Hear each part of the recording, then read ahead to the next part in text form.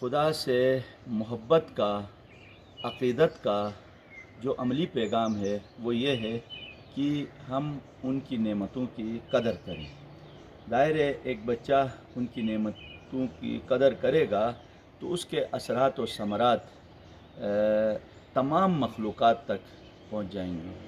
مثلا جب وہ زمین کو آباد کرے گا تو اس سے انسان بھی فائدہ اٹھائیں گے، چرند پرند حتیٰ حشرات الارض بھی اس سے فائدہ اٹھا سکتے ہیں۔ ابو تراب سے عقیدت کا مطلب ہی یہی ہے کہ ہم مٹی سے محبت کریں، یعنی مٹی کا فیض دوسروں تک پہنچائے، اور وہ فیض پہنچانے کا کئی طریقے ہیں۔ ان میں سے ایک طریقہ یہ ہے، اس مٹی کے اندر طرح طرح کی رکاوٹیں ہیں، پتھر کی شکل میں، گھاس پھوس کی شکل میں، یہ ہم ہٹاتے ہیں۔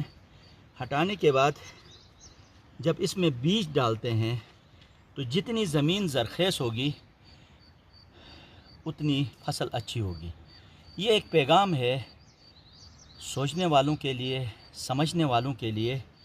اس میں اس وقت تک فصل نہیں اگ سکتی ہے جب تک زمین سے رکاوٹیں نہ ہٹائیں، اس کو زرخیز نہ کریں، اس کو نرم نہ کریں۔ ابو تراب یعنی مولا علی علیہ السلام سے عقیدت کا پہلا ثبوت یہ ہے کہ آپ زمین کے ساتھ مخلص ہوں، زمین کے ساتھ اپنا تعلق، اپنا رشتہ قائم رکھیں، اور اس رشتے کی وجہ سے اللہ تعالیٰ کی کئی مخلوق فائدہ اٹھا سکتی ہے۔ آپ خود بھی بچوں کو یہ ان کی عادت ڈال دیں۔ آج کل خصوصاً سوشل میڈیا کے آنے کے بعد موبائل کی کثرت استعمال کی وجہ سے بچے آنکھوں کی بینائی سے محروم ہوتے ہیں، صحت کے کئی مسائل پیدا ہوتے ہیں۔ تو اس کا واحد حل یہ ہے کہ آپ زمین کے ساتھ اپنا رشتہ قائم رکھیں، زمین سے خود بھی فائدہ اٹھائیں اور دوسروں کو بھی فائدہ اٹھانے کی ترغیب دیں۔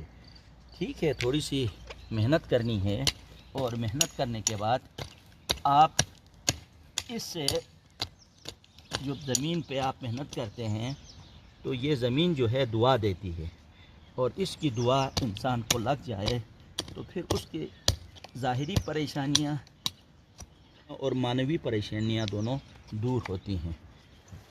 تھوڑا سا وقت نکالیں، ٹائم دے دیں، تو یہ اس سے اس کی ذات کو بھی فائدہ ہوگا اور اس کے خاندان کو بھی فائدہ ہوگا۔